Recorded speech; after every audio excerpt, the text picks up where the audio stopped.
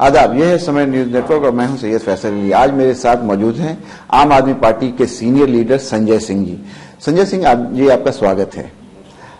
सबसे पहले आपसे ये जानना चाहेंगे, क्या कारण है कि आपकी पार्टी इतने बड़े जनादेश के साथ जीत के आई, लेकिन एक महीना बीतते बीतते ऐसा लग रहा है जैसे ताश के पत्तों की तरह इनका घर ढह रहा है? नहीं, बिल्कुल ऐसा नहीं समझना चाहिए। परिस्थितियां होती हैं और ये जो घटनाक्रम सब कुछ आज आपको दिख रहा है, ये एक दिन की बातें नहीं है।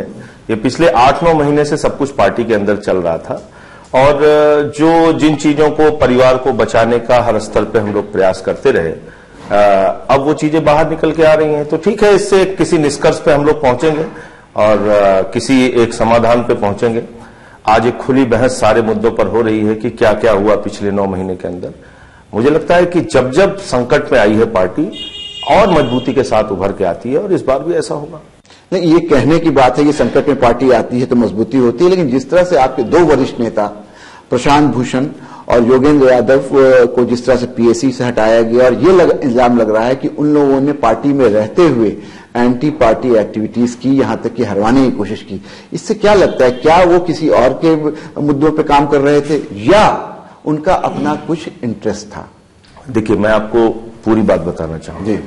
जब लोकसभा के चुनाव में हम लोग बुरी तरीके से पराजित हुए और उस समय भाजपा वाले हमको जमानत जब्त पार्टी कहते थे, 400 जगहों पे जमानतें जब्त हुई थी, हमें भगौड़ा कहा जाता था, हमको कहा जाता था हम सरकार छोड़ के भाग गए।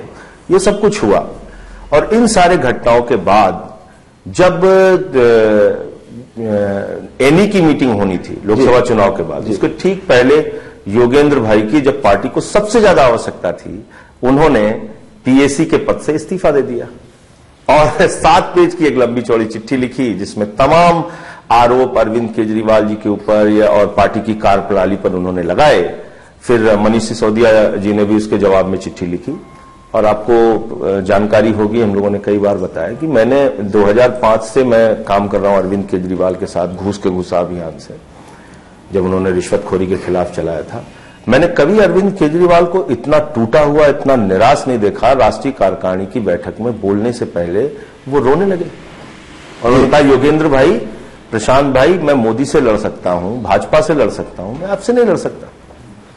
तो उसके बाद जिसका जिक्र आप कर रहे हैं, जिसका जिक्र आप कर रहे हैं दिल्ली विधानसभा का चुनाव, जब पूरे देश के लाखों कार्यकर्ता ये चाह रहे थे कि हम दिल्ली में विधानसभा का चुनाव जीतें, जब पूरा देश चाह रहा था कि मोदी और भाजपा का रथ दिल्ली में रुक जाए, ऐसे समय में प्रशांत भूषण जी आम आदमी पार्टी को हराना चाह रहे थे। क्या स्वाभाविक तौर पे भाजपा ही जीतती? नहीं, लेकिन वो लोग तो भाजपा जीतती, यानी भाजपा के कहने पे कर रहे हैं। मैं ऐसा कुछ नहीं कह रहा हूं, लेकिन ये जरूर है कि अगर आम आदमी पार्टी हारती तो यहां भाजपा ही जीतती, भाजपा ही चुनाव जीतती।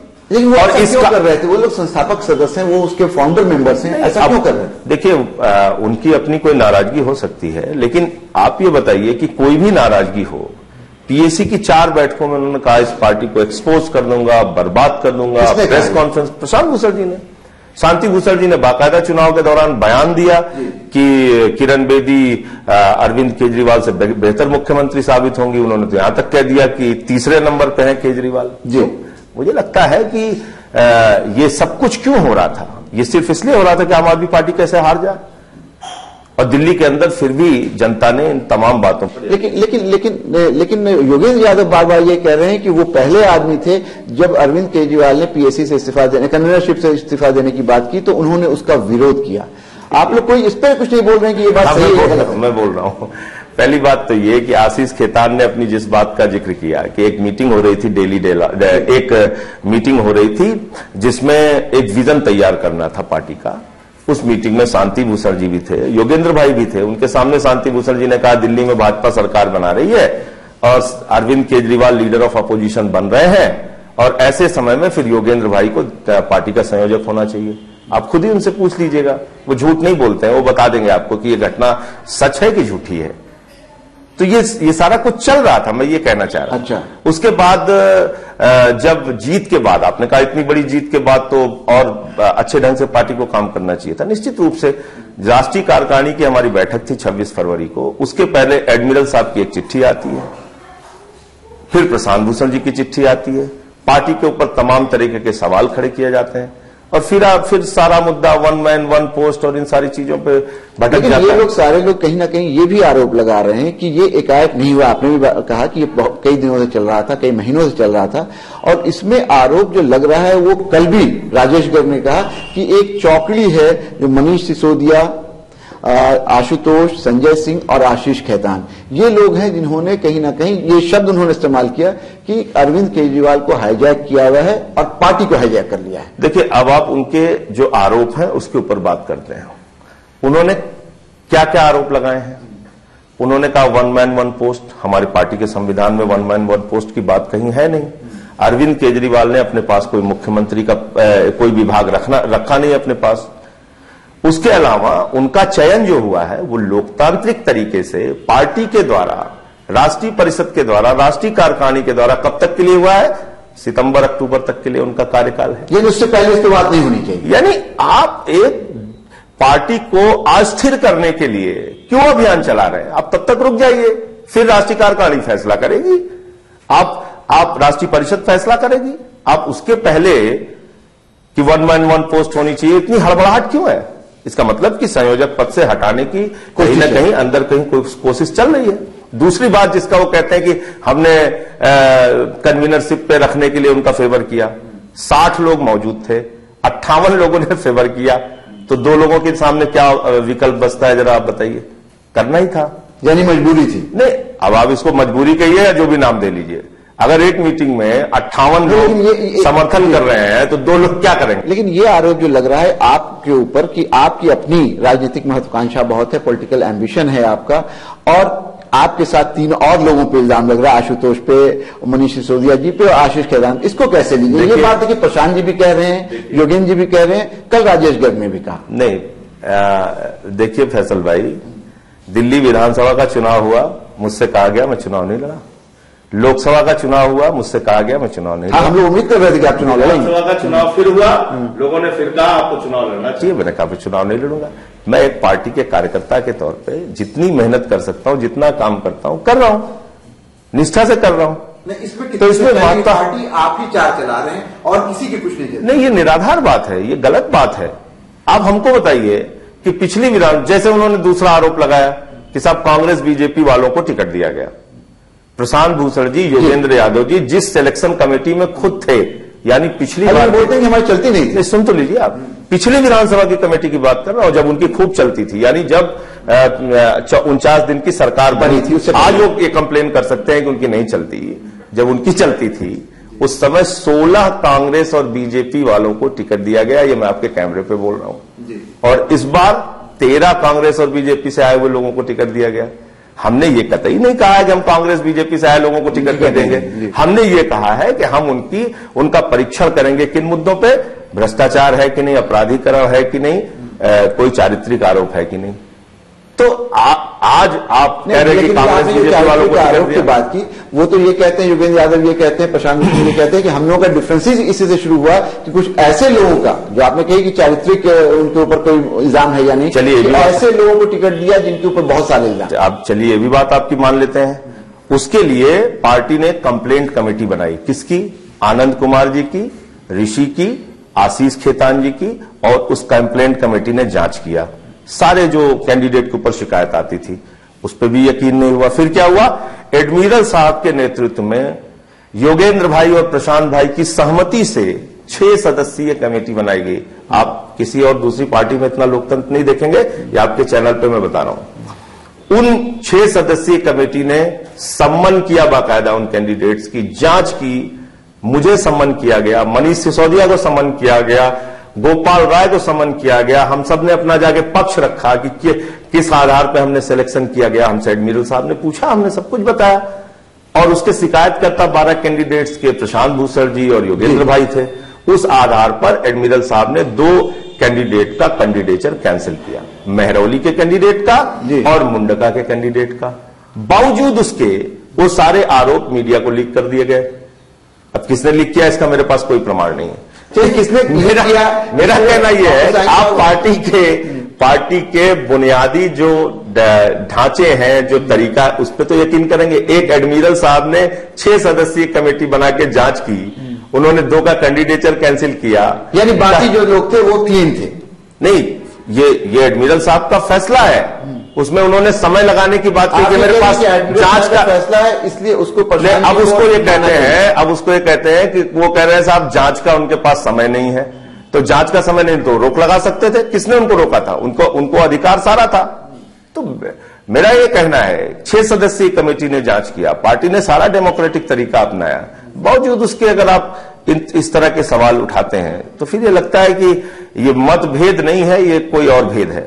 तो यहां वक्त हो गया ब्रेक का। ब्रेक के बाद वापस आएंगे तो संजय सिंह जी से बात करेंगे कि अभी जिस तरह से केजरीवाल साहब की एक सीडी आई है और कल फिर एक और सीडी आई है जिसमें केजरीवाल साहब की आवाज है और माना जा रहा है केजरीवाल साहब ने कुछ आपत्तिजनक बातें की हैं, उसकी कितनी सच्चाई है। लेते हैं ब्रेक।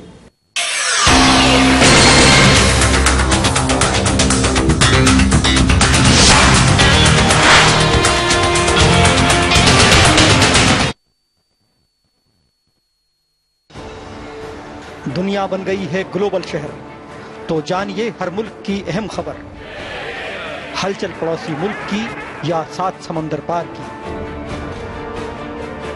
हालात मुस्लिम ममालिक के या करवट आलमी बाजार की। देखिए आईने आलम रोजाना रात 9 बजे सिर्फ आलमी समय पर। हिंदुस्तान की शान उर्दू का तर्ज।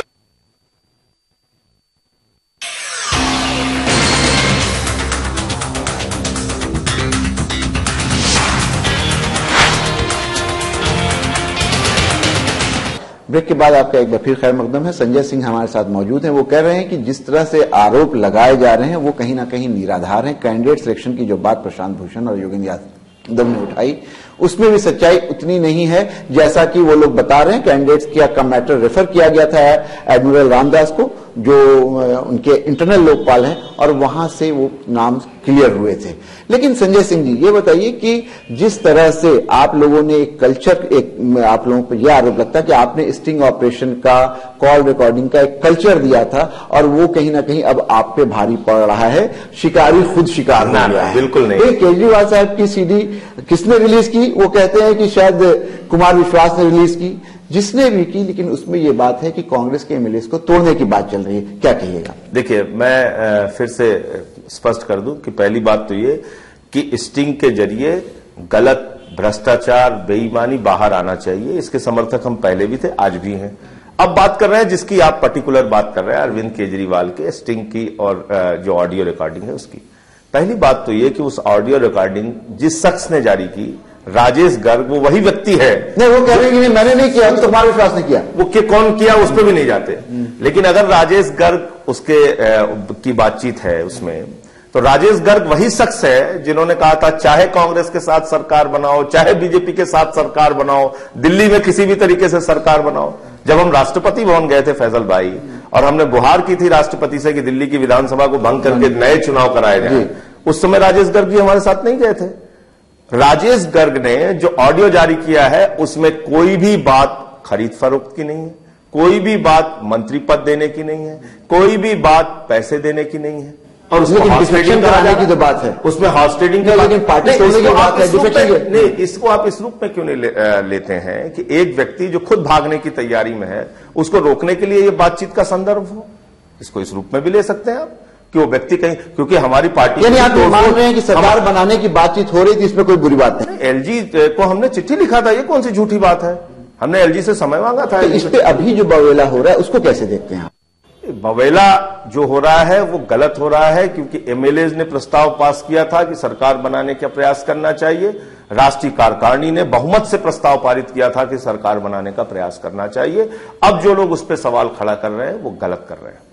आपके बारे में कहा था कि आपकी भी कांग्रेस के विधायकों से मुलाकात हुई, उस मुलाकात में किस तरह की बात हुई, क्या हुआ था? देखिए, जब एक स्टिंग ऑपरेशन, आप ये मानते हैं कि मिले थे आप? नहीं, मैं पूरी बात तो सुन लूं। एक स्टिंग ऑपरेशन हुआ था रामवीर सिंह विधूड़ी के साथ, जो संग्रीला होटल में आसिफ मोहम्मद और बाकी लोगों की मुलाकात हुई थी, कांग्रेस के विधायक जिसमें हसन अहमद भी शामिल थे।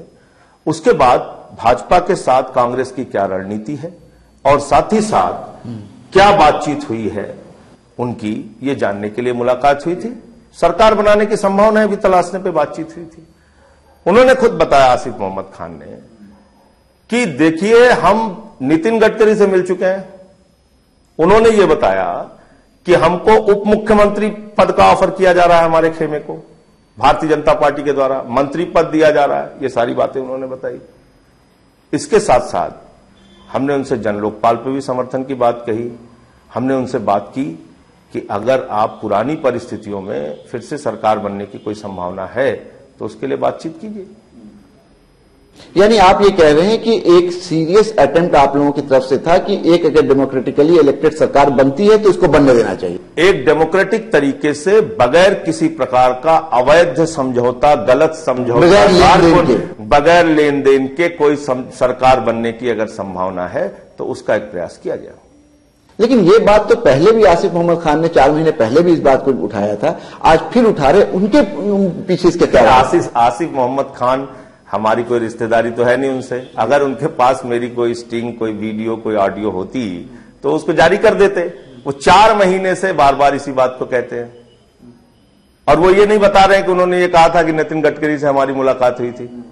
उन्होंने खुद कहा था कि उनकी मुलाकात नितिन गडकरी से हुई थी। लेकिन आप लोगों के बीच में लेन देन की कोई बात नहीं हुई थी, कोई मंत्री पद? वो कह रहे हैं कि आपने उनको मंत्री पद ऑफर किया था। इसको खुलेआम मैंने कल से लगातार इस पे चुनौती दे रहा हूं कि मंत्री पद देने की बात, पैसे देने की बात, अगर कहीं भी कोई बात हुई है तो उसको वो सार्वजनिक करें।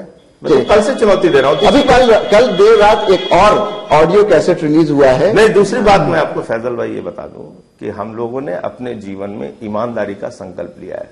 मैं 20 साल से सार्वजनिक जीवन में हूं, 1 रुपए का दाग जीवन में नहीं है और इसी तरह से मर जाना चाहता हूं बगैर दाग के।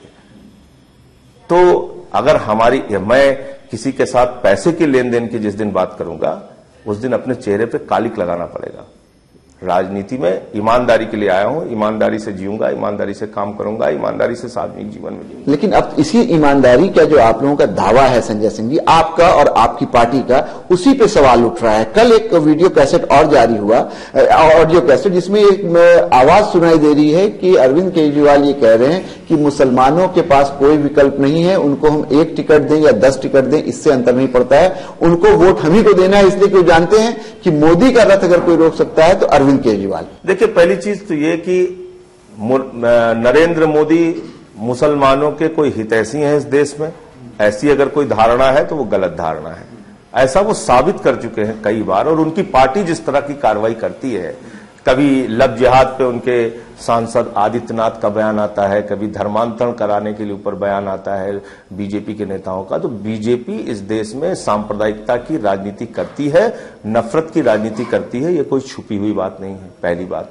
दूसरी बात ये कि वो लोग जो थे आए थे 11 टिकट मांगने के लिए मुसलमानों को। तो उस बात लोग थे जो आए थे 11 टिकट मांगने के लिए? नहीं, वो शाहिद आजाद वगैरह सारे लोग थे उसमें, ठीक है ना, जो व्यक्ति बोल रहा है। दूसरी बात कि उस बातचीत में जब आप किसी को इस बात का दबाव बना के कहेंगे कि हम साहब मुसलमान हैं इसलिए हमें 11 टिकट आप दीजिए, उस पर अरविंद केजरीवाल ने कहा भाई मुसलमान के सामने एक बड़ा लक्ष्य है कि हमको मोदी की सरकार, मोदी के रथ को दिल्ली में रोकना है, इसलिए वो हमको वोट देंगे। इसमें टिकट देने ना देने की क्या बात है? तो मुझे लगता है कि इन चीजों को गलत ढंग से प्रचार नहीं। मुस्लिम साथियों में जो लोग योग्य थे, जो मुसलमानों क्षमतावान थे, उनको टिकट दिया गया। मुसलमानों ने बहुत बढ़ चढ़ करके आम आदमी पार्टी की जीत में हिस्सा लिया, आपको वोट दिया। लेकिन उनको अब ये जो आवाज सुनाई दे रही है तो उनको कहीं ना कहीं ये मैसेज जा रहा है कि शायद आम आदमी पार्टी को मुसलमानों की कोई जरूरत नहीं है। एकदम गलत मैसेज आप प्रचारित करने की कोशिश कर रहे हैं, या जो भी प्रचारित कर रहे हैं। मैं नहीं कर रहा हूं प्रचारित, मैं कह रहा हूं गलत मैसेज है ये। मैसेज ये है उसका कि मुसलमानों ने अपने वोट की ताकत से, हिंदुओं ने, मुसलमानों ने, और मैंने ये बात तो इमाम साहब के बयान के बाद भी कहा था कि इस दिल्ली का आम हिंदू, आम मुसलमान, आम सिख, आम ईसाई सब ने अपने वोट की ताकत से आम आदमी पार्टी को साथ सारे लोग देंगे, और दिया, लोगों ने वोट दिया, जिताया। तो अभी ये माना, हिंदू भी शामिल है, मुसलमान भाई भी शामिल है, सबने मिलकर हराया बीजेपी को यहां पे, क्योंकि बीजेपी नफरत की राजनीति करती है। और नफरत की राजनीति के खिलाफ हम सबको खड़ा होना है, मिलकर खड़ा होना है, हिंदू मुसलमान सबको खड़ा होना है। इसमें कौन सी बुरी बात? लेकिन अभी ये माना जा रहा है संजय सिंह जी कि जिस तरह की एक के बाद एक वीडियो क्लिप्स, ऑडियो क्लिप्स आती जा रही हैं कि कहीं ना कहीं आप लोगों की पार्टी में जो लोग शब्द यूज कर रहे हैं कि बहुत ज्यादा गंदगी है और इस तरह की चीजें बहुत ज्यादा हैं, और खुद आपके 2-3 सीनियर लीडर्स ने इस बात का इशारा दिया है कि आगे आगे देखिए होता है क्या, कुछ और सीडीज, कुछ और वीडियोज आने वाले हैं। मैं आपको एक बात बता दूं कि गंदगी आप कितनी भी खोजने की कोशिश करेंगे, आज तक तो कोई गंदगी मिली नहीं। हाँ, ये जरूर है कि आवाम का दावा आपके ऊपर देखिए, सुन तो लीजिए, आवाम का दावा भी फुस साबित हुआ, कहीं कुछ नहीं। और बीजेपी के द्वारा संचालित लोग हैं वो लोग, ये भी हम लोगों ने दिखाया। मेरा ये कहना है कि लगातार इस प्रकार के प्रयास होने से क्या होता है कि विश्वसनीयता चैनल्स की, मीडिया की भी सवालों के घेरे में आती है। जब आप छोटी चीजों को बहुत बड़ा करके प्रचारित करने की कोशिश करते हैं तो जनता को ये लगता है कि यार ये एक आप किस तरह विचार कर रहे हैं? कौन सी छोटी चीज को बड़ा किया गया? नहीं, जिन बातों को आज बीजेपी ने, प्रभात झा ने कैमरे के सामने कहा कि आम आदमी पार्टी के विधायक हमारे संपर्क में है, 6 विधायक हमारे संपर्क में है। रामवीर सिंह गिधौड़ी ने खुलेआम कहा कि 8 विधायक आम आदमी पार्टी के हमारे संपर्क में है। उनसे कोई पूछने गया? शेर सिंह डागर ने हमारे विधायक को 4 करोड़ रुपए में खरीदने की कोशिश की। यानी बीजेपी जो अपने आप को बहुत बड़ी नैतिकतावादी पार्टी बोलती है, उसने किया इन लोगों के खिलाफ कोई कार्रवाई? आम आदमी पार्टी के खिलाफ कोई भी ऐसा सबूत हो तो आप बताइए। यानी आप ये कह रहे हैं? मुझे लगता है कि जो लोग 100 लोगों को मंत्री बना के कल्याण सिंह की सरकार बनवाते हैं, गुंडे, माफिया, अपराधियों को सबको मंत्रिमंडल में शामिल करते हैं, जो लोग सुखराम जैसे टेलीकॉम घोटाले के आरोपी को उप मुख्यमंत्री बना के हिमाचल प्रदेश में सरकार बनाते हैं, ताज कॉरिडोर के आरोपी मायावती के साथ मिलकर सरकार बनाते हैं, जो काशीराम कहते थे कि मंदिर की जगह शौचालय बना देना चाहिए, उनकी पार्टी के साथ सरकार बनाते हैं, वो लोग ये नैतिकता की बात करते हैं जाके। तो यहां वक्त हो गया ब्रेक का। ब्रेक के बाद वापस आएंगे तो संजय सिंह से यह जानने की कोशिश करेंगे कि यहां से अब आम आदमी पार्टी का सफर किधर जा रहा है, क्या पार्टी टूट की तरफ जा रही है या पार्टी मजबूत होती है। लेते हैं ब्रेक।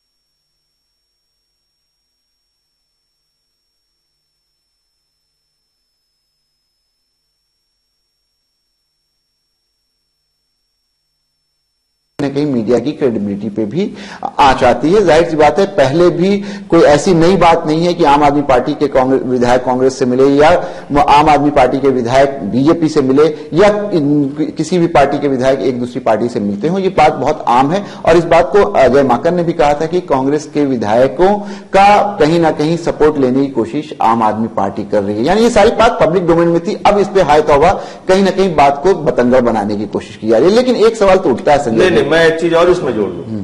कौशाम्बी में प्रेस कॉन्फ्रेंस करके अरविंद केजरीवाल जी ने सार्वजनिक रूप से कहा था, कैमरे के सामने कहा था, कोई छुपी बात नहीं है। उन्होंने कहा था हम कांग्रेस के भी लोगों से मिलेंगे, हम सारे लोगों से मिलेंगे, भारतीय जनता पार्टी की दिल्ली में सरकार नहीं बनने देंगे, ये कहा था उन्होंने। तो ये इनका कहने का मतलब है कि आप ये कह रहे हैं कि ये स्टेटेड स्टैंड था, ये पूरा हम लोगों का स्टेटेड स्टैंड था कि हम लोग भारतीय जनता पार्टी सरकार नहीं बनने, हाँ बिल्कुल नहीं बनने देंगे। और उसी की कोशिश आप लोगों ने की। हाँ। और ये जो खरीद फरोख्त हो रही थी हमारे विधायकों की, ये भी आप लोगों ने चलाया था जी। स्टिंग ऑपरेशन हुआ था जिसका 4 करोड़ रुपए लेके हमारे विधायक को खरीदने की कोशिश की जा रही थी। ये सारी चीज अपनी जगह पर संजय सिंह जी, लेकिन आप लोगों की पार्टी की तुलना कहीं ना कहीं असम गण परिषद से भी की जा रही है कि किस तरह से वो पार्टी जीत के आई आसाम में, और उसके बाद उसके 2 लीडर्स में जिस तरह से आज योगेंद्र यादव और अरविंद केजरीवाल में झगड़ा हो रहा है, वहां भी इसी तरह की स्थिति बनी। प्रफुल्ल महंता और भृगु पोखन में लड़ाई हुई, आंतरिक विरोध हुआ और उसके बाद आज आप देखिए आज की राजनीति में एजीपी कहीं भी दिख नहीं रही। क्या उसी ओर आप लोग भी जा रहे हैं? फैजल भाई, जब अन्ना से टूट के पार्टी बनाए तो लोगों ने कहा 3% वोट आएगा, आम आदमी पार्टी 4 आदमी पार्टी है, ठीक है। जब दिल्ली में चुनाव लड़े, सरकार बनाए, इस्तीफा दिया तो बोले भगोड़ा है, जमानत जब्त पार्टी है। जब हम चुनाव लड़ रहे थे इस बार तो बोले इनकी हवा निकल जाएगी, इनका पता नहीं चलेगा। कितनी सीटें आई? 67 सीटें आई। तो उतार चढ़ाव राजनीति में आता है। इस देश में अच्छी बात यह है कि जो लोग बयानबाजी करते हैं, जो हमको नक्सलवादी कह के जंगल में भेजना चाहते थे, उनके पास हमको जंगल में भेजने का अधिकार नहीं है। इस लोकतंत्र के अंदर जनता मालिक है, वो तय करती है कौन जंगल में जाएगा, कौन सदन में जाएगा। तो सदन में तो जनता ने आपको बहुत उम्मीद से भेजा। हाँ, तो लेकिन जो बार बार योगेंद्र यादव कह रहे हैं कि उन हजारों लोगों का जो सपना है वो आप लोग तोड़ रहे हैं। फैजल भाई, कोई सरकार बता दीजिए जिसने 1 महीने में इतने जनहित के फैसले लिए हों। उसकी चर्चा योगेंद्र भाई को नहीं करते। बच्ची की याद आती है जिसने गुल्लक अपना तोड़कर पैसा दिया था, उसके सपने का क्या हो? हम वही तो कह रहे हैं, वो सपने आप उनको दिखाइए, उनको बताइए कि वो सपने जिंदा हैं। दिल्ली में हमने गरीब लोग जो बिजली के बिल की मार झेल रहे थे, उनका बिजली का दाम आधा कर दिया। हमने पानी मुफ्त कर दिया। हम तमाम फैसले जनहित के ले रहे हैं दिल्ली के अंदर। लेकिन एक चीज और है संजय जी, सपने जिंदा करने के लिए और उस पर काम कर रहे हैं संजय जी। लेकिन एक और उम्मीद थी लोगों की, एक और आशा थी कि आप दूसरी पार्टियों से अलग हैं, लेकिन ये दिख रहा है कि आप दूसरी पार्टियों से अलग नहीं, आप भी वैसे ही हैं जैसे दूसरी पार्टियां हैं। ये आपको लग सकता है? नहीं, अंजलि दमानिया ने भी ये कहा। नहीं, आपकी सीनियर लीडर है अंजलि। मैं कह रहा हूं कि आपको लग सकता है। मैं दावे के साथ कह रहा हूं कि हिंदुस्तान की सबसे लोकतांत्रिक, सबसे ईमानदार जनता के बीच में एक नई उम्मीद की पार्टी अगर कोई है तो आम आदमी पार्टी है।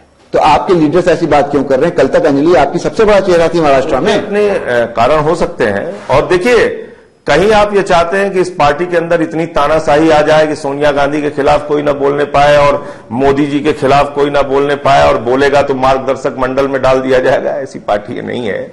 यहां पर लोग अपने मत रखते हैं, अपनी बात रखते हैं, खुल के कैमरे पे भी आके कभी कभी अपनी बात रखते हैं। लेकिन मेरी अपनी चिंता इस बात को लेके जरूर है, और मैं इस बात को कहता हूं कि पार्टी की बात, परिवार की बात परिवार के अंदर हो तो ज्यादा अच्छा है, वरना उससे पार्टी का मजाक होता है। मैं इस बात को मानता हूं। उतनी गंभीरता पार्टी का बिगड़ रहा है, ये मानते हैं या नहीं मानते? आपको लग रहा है? मैं ये कह रहा हूं कि जनता इन चीजों को होने के बाद जनता इन चीजों को समझती है, वो ये मानती है कि आज परसेप्शन नहीं बिगड़ रहा है। अरविंद केजरीवाल के ऊपर जनता का भरोसा है। ईमानदारी से वो अपना जीवन जीते हैं, ईमानदारी से जनता के लिए काम कर रहे हैं, ईमानदारी से सरकार चल रही है, रिश्वतखोरी पूरे दिल्ली के अंदर बंद हो गई। जनता इन चीजों को देख रही है। आपको लगता है इससे पार्टी को कोई नुकसान नहीं हो रहा है? पार्टी का मैं कह रहा हूं जितनी बार संकट आया है हम और मजबूती से उभरे हैं, और इस बार भी और मजबूती से उभरेंगे, ऐसा आप यकीन और भरोसा रखिए। ये भरोसा यकीन हम लोग रखें वो तो सही बात है, लेकिन जनता हमें भी है, जनता को भी है, जनता को भी है। आप थोड़ा इंतजार कीजिए, ये कुछ दिन का फेज चल रहा है ऐसा, और उसकी कुछ मीडिया में चर्चा भी ज्यादा हो रही है। पुरानी साथी शाजिया इल्मी ने ये कहा कि इनके यहाँ ये कल्चर ही है, और उनकी बात मैं दोहरा रहा हूं कि वो आज के बाद आप देखिएगा कि एक दूसरे की ये स्टिंग करते थे। उन्होंने ये बात कही है कैमरे पे कि एक दूसरे की करते थे, और कोई बहुत बड़ी बात नहीं है कल को आशुतोष इनकी स्टिंग करें, रिलीज करें, और संजय सिंह जी आशीष खैतानी करें। देखिए, इस माहौल को हर आदमी के चाहिए या नहीं? हर आदमी का अपना अपना कहने और बोलने का तरीका होता है। मेरी अपनी एक अलग तरह की राजनीति करने का अपना तरीका है। मैं साजिया इल्मी पे कोई कमेंट नहीं करूंगा। वो क्या कहती हैं, क्या करती हैं, वो अपना जाने। लेकिन ये तो मानिएगा कि शाजिया इल्मी आपसे शुरू से जुड़ी रही, एक एक करके जो शुरू से जुड़े हुए लोग थे वो टूट रहे हैं। तो ये एक क्षय तो हो रहा है, ये एक नुकसान तो हो रहा है। नहीं, निश्चित रूप से कोई साथी अगर पार्टी छोड़ के जाता है उससे नुकसान भी होता है, उससे तकलीफ भी होती है। लेकिन सवाल यह है कि आप इस पार्टी को एक नई तरह की पार्टी के रूप में देखिए। यहां पर लोग अपनी बात नहीं दिख रहा है ना संजय जी, यही बात है। इसी को लेकर के लोगों को ज्यादा चिंता है कि आप नयापन की बात कर रहे हैं, नई सोच, नई विचार, नई हवा, लेकिन वो सारी आप बताइए हिंदुस्तान की कौन सी पार्टी है 9 महीने से तो एक सरकार चल रही है, उसने एक भी वादा पूरा किया अपना? हमने सरकार में आते ही बिजली का दाम आधा कर दिया, 10 दिन में पानी मुफ्त कर दिया, हमने सरकारी कार्यालयों में रिश्वतखोरी बंद कर दी। है कोई सरकार देश के अंदर, एक भी पार्टी बता दीजिए? चल रही है राजस्थान में सरकार, चल रही है मध्य प्रदेश में, छत्तीसगढ़ में, आप चले जाइए वहां भी सरकारों को देख लीजिए। 9 महीने में काला धन लाने का दावा, 100 दिन में काला धन लाने का दावा किया था इस सरकार ने, महंगाई कम करने का दावा किया था। कुछ हो रहा है क्या? दिख नहीं रहा लोगों को? आपको कैसे नहीं लग रहा है कि हम एक नए तरह से काम कर रहे हैं, जनता के भरोसे को हम जीतने का काम कर रहे हैं? आप जाइए थोड़ा, पार्टी के सरकार जो चल रही है आम आदमी पार्टी की, वो किस तरह से काम कर रही है इसका भी मूल्यांकन कीजिए, फिर अपनी राय बनाइए। 4 लोगों के कुछ कह देने से नहीं होगा ना। 4 लोगों की कह देने से नहीं, लेकिन लोग एक और तुलना कर रहे हैं, आपने बात की नरेंद्र मोदी की, कि जिस तरह से बहुत सारे विवादित मुद्दों पे नरेंद्र मोदी जी खामोश रहते हैं, कुछ नहीं बोलते हैं, चाहे वो लव जिहाद का मामला हो या उनके एमपीज के भड़काऊ भाषण, वो चुप रहे ज्यादातर। वैसे ही आज ये देखा जा रहा है कि इतना सब कुछ पार्टी में हो गया, आम आदमी पार्टी की स्थिति इस तरह की बनी हुई है, अरविंद केजरीवाल खामोश है। क्या पहली चीज तो दोनों की तुलना आप गलत कर रहे हैं। जब कोई नफरत की राजनीति फैलाने की बात करता है तो इससे समाज में हिंसा भड़कने का खतरा होता है। ईसाइयों के चर्च पे अगर हमला हो, लव जिहाद के मुद्दे पे अगर बीजेपी का कोई आदमी बोले, 4 बच्चा पैदा करने की महिलाओं के लिए बोले, इस पर निश्चित रूप से प्रधानमंत्री को कार्रवाई करनी चाहिए। लेकिन यहां पर जो कुछ हो रहा है ये पार्टी का विवाद है, इससे जनता का विवाद है। इससे जनता को किसने थप्पड़ मार दिया? केजरीवाल साहब कन्वीनर हैं। मैं कह रहा हूं इसने इस पूरे घटनाक्रम में जिसका आप जिक्र कर रहे हैं, इसमें हमने जनता के साथ कौन सी नाइंसाफी कर दी? आप मुझे समझाइए ना।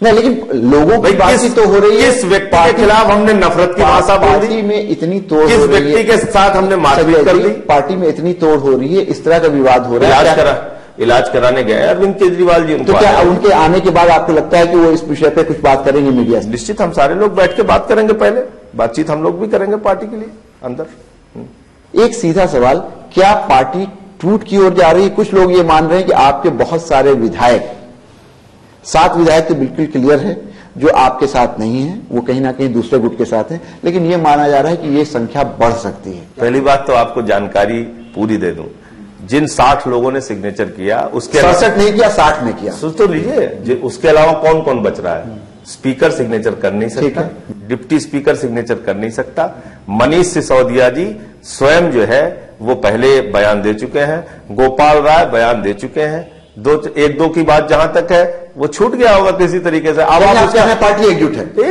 एकजुट है, पूरी तरह से एकजुट है। और मैं आपसे फिर कह रहा हूं कि जब हम लोग संकट में, क्या हुआ था जब अरविंद केजरीवाल तिहाड़ जेल में गए थे, वो भी एक संकट का समय था पार्टी के लिए। और एक ऐसे आदमी के ऊपर जिसके ऊपर भ्रष्टाचार का आरोप लगाया और भ्रष्टाचार के आरोप के प्रमाण भी थे, फिर भी उनको जेल भेज दिया गया। उस समय पार्टी संकट की स्थिति में थी, हम लोग चुनाव हार के आए थे, बुरी तरह से हार के आए थे।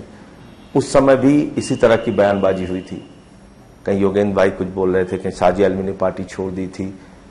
आज वही परिस्थितियां फिर से आई, अरविंद केजरीवाल अपना इलाज कराने गए हैं, कोई बयान दे रहा है मीडिया में, कहीं प्रशांत भाई बोल रहे हैं, लेकिन संजय जी ये आपको नहीं लगता है कि कुछ राजेश गर्ग बोल रहे हैं? कुछ ऐसा करने की जरूरत है कि ये जो बातें बाहर आ रही हैं या जो जिस तरह की निश्चित रूप से इसको रोका जाना, निश्चित रूप से करने की जरूरत है और गंभीरता से करने की जरूरत है। और ये बात को मैं बार बार कह रहा हूं कि बिल्कुल करने की जरूरत है, इस परिवार को संभालने के लिए बिल्कुल करने की जरूरत है। संजय जी आपका बहुत बहुत धन्यवाद। आप अभी बातचीत सुन रहे थे संजय सिंह से, उन्होंने बहुत स्पष्ट शब्दों में ये बताया कि किसी भी तरह का कोई अंतर्विरोध आम आदमी पार्टी में नहीं है। आम आदमी पार्टी पूरे तौर पे चट्टान की तरह एकजुट है, किसी विधायक में कोई टूट नहीं है। लेकिन उन्होंने ये जरूर कहा कि जिस तरह की बातचीत हो रही है, जिस तरह से बातें बाहर आ रही हैं, वो कहीं ना कहीं जरूर अच्छा नहीं है और उसको हम रोकने की कोशिश करेंगे। लेकिन संजय सिंह के इस दावे में कितना सच है कि पार्टी इनके साथ और केजरीवाल साहब के साथ एकजुट है, ये आने वाला समय बताएगा। लेकिन इतना सच है कि जनता जो दिल्ली की है वो इनके ऊपर अभी भी बहुत आशा करती है और उम्मीद ये की जानी चाहिए कि उस आशा को ये लोग निराशा में नहीं बदलेंगे। आज तक में बस इतना, अगले हफ्ते फिर किसी नई शख्सियत के साथ मुलाकात होगी। मुझे इजाजत दीजिए, आदाब।